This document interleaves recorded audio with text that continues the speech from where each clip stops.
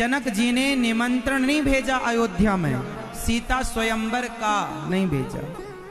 वो तो गुरु वशिष्ठ जी के यहाँ निमंत्रण गया, उस गुरु विश्वामित्र जी के यहाँ, तो वहां पर राम लक्ष्मण थे तो वो संग आए।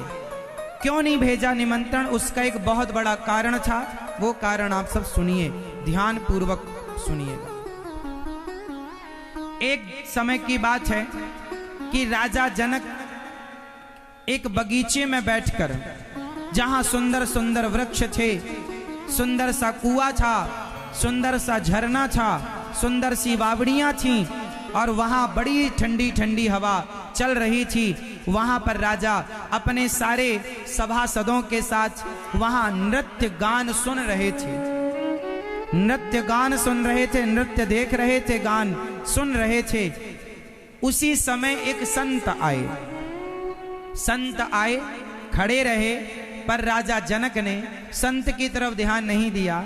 वो नाच गाने में, वहां के आनंद भजन कीर्तन में मस्त रहे।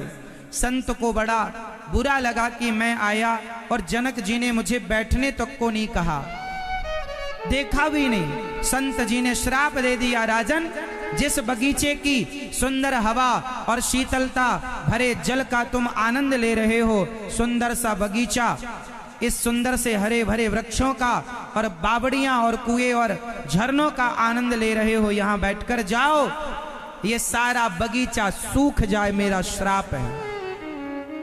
देखते देखते सारा कुआं सूख गया, पेड़ पौधे सूख कर वीरान हो गए।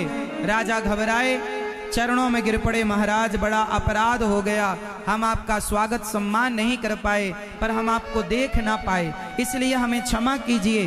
प्रभु, ये हमारा बड़ा प्रिय उपवन है और आप इसे सुखा दिए, कृपा करो इसे फिर से हरा भरा बना दो, जैसा था वैसा कर दो। संत जी ने कहा कि यदि कोई स्त्री, यदि कोई पतिव्रता नारी, कोई पतिव्रता नारी कच्चे धागे की रस्सी बनाए और उसमें कच्चा घड़ा बांध करके इस कुएं से पानी भर करके और इस पूरे उपवन में सींच देगा, तो ये पूरा बगीचा पुनः हरा भरा हो जाएगा। अब समझ रहे हैं शर्त क्या है? कच्चा धागा, कच्चा सूत जानते हैं, कच्चा धागा होता है, बिल्कुल कच्चा, ऐसे हाथ से टूट जाता है, उस कच्चे सूत की रस्सी बनानी है। और कच्चा घड़ा मतलब कुम्हार ने घड़ा बना दिया पर उसे पकाना नहीं है, कच्चा घड़ा, उसमें रस्सी बांधो ये वाली कच्चे सूत की और कुएं से पानी भरो। कौन भर सकता है? पतिव्रता नारी। कोई पतिव्रता नारी कच्चे धागे की, कच्चे सूत के कच्चे धागे से कच्चे घड़े में रस्सी बांध करके और जल से पानी निकाल कर बगीचे में डालेगी, तो ये बगीचा हरा भरा हो जाएगा। अब जनक जी ने अपनी पत्नी की तरफ देखा कि तुम ही हो पतिव्रता, तो वो पतिव्रता तो थी, पर उन्हें डर लग रहा था कि यदि धागा टूट गया, कच्चा ही है, तो बड़ी हंसी होगी समाज में। पतिव्रता तो वो थी, कोई संदेह नहीं, पर कोई स्त्री तैयार ना हुई। अब जनक जी को लगा क्या करें, पूरे नगर में ढिंडोरा पिटवाया कि जो स्त्री पतिव्रता है वो ये काम करे, उसे खूब धन धान्य दिया जाएगा। कोई तैयार ना हुआ, और काम करना था पतिव्रता स्त्री को। अब जनक जी के परम सखा परम मित्र थे श्री दशरथ जी, तो दशरथ जी को एक चिट्ठी लिखी। उस समय माता कौशल्या को पूरे देश में जाना जाता था कि इनसे बड़ी पतिव्रता कोई नहीं। माता कौशल्या जी का नाम बड़ा प्रसिद्ध था। तो जनक जी ने पत्र लिखा कि आप अपनी पत्नी कौशल्या मैया को लाओ और हमारी थोड़ी ये समस्या हो गई है।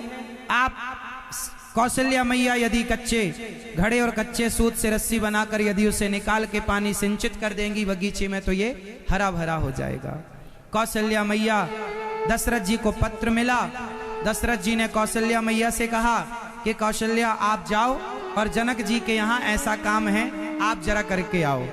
दशरथ जी की आज्ञा थी। माता कौशल्या मैया तैयार होने लगी और माता कौशल्या मैया तैयार हो रही थी कि उनके कमरे में जो झाड़ू पोंछा लगाने वाली एक दासी थी, उसने पूछा कि माँ कहाँ जा रहे हैं आप?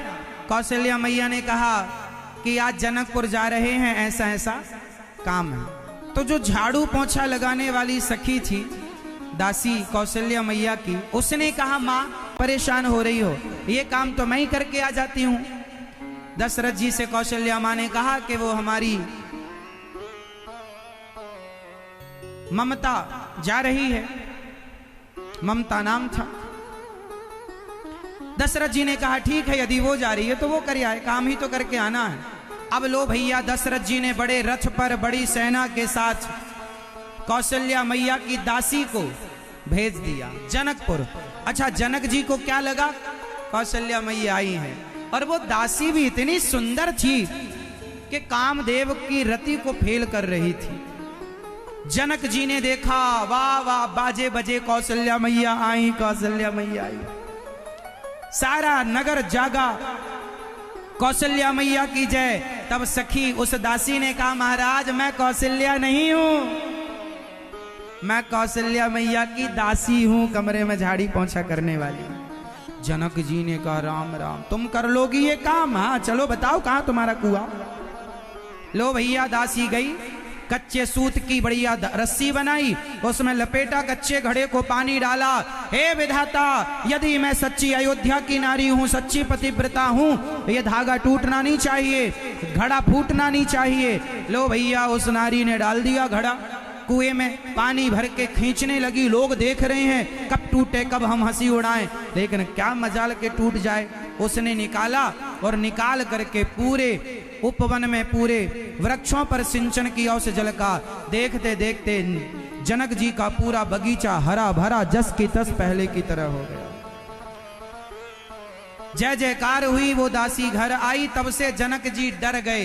हे भगवान, हम बुला रहे थे रानी को, आ गई दासी। सीता स्वयंवर में कहीं हम राम लक्ष्मण को बुलाएं और कहीं उनके दास वास आ जाएं तो सीता का विवाह उनसे करना पड़ेगा, इस डर के मारे नहीं बुलाया। जनक जी डर गए कि अयोध्या की तो दासी इतनी बड़ी पतिव्रता है, वहां के दास दासी ऐसे हैं। हमने बुलाया और राम लक्ष्मण, राम जी ना आए और सोचे कि तू ही दास, तू ही जा भैया, तोड़िया धनुष मनस। तो अयोध्या का कोई भी तोड़ देता, इसमें कौन सी बड़ी बात है। राम जी की कृपा जिस पर हो जाए वो सब काम कर ले। इस डर से जनक जी ने नहीं बुलाया, लेकिन राम जी गए, धनुष तोड़ा और जनकपुर दशरथ जी बारात लेकर आए। तीनों भाइयों का और विवाह संपन्न हुआ।